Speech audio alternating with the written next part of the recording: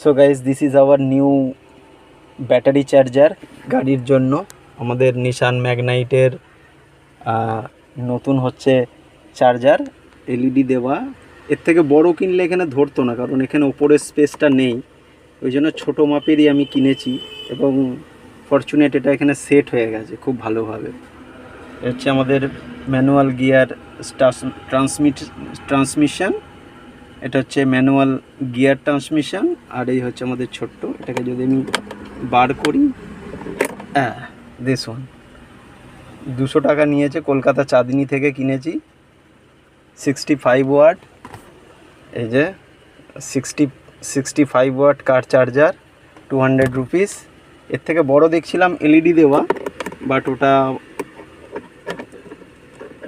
ওটা সুইটেবল হবে না। এবং আমি দেখে নিয়েছি চার্জ হচ্ছে কি না, মোবাইলে ওয়্যার লাগিয়ে দেখলাম হ্যাঁ চার্জ হচ্ছে। তো এই হচ্ছে ব্যাপার। অনেক দিন পরে গাড়িটা স্টার্ট দিলাম, মোটামুটি মাস চারেক তো হবেই, কিন্তু গাড়ি স্টার্ট নিচ্ছিল না, অনেক কষ্ট করে স্টার্ট হলো। তো চলো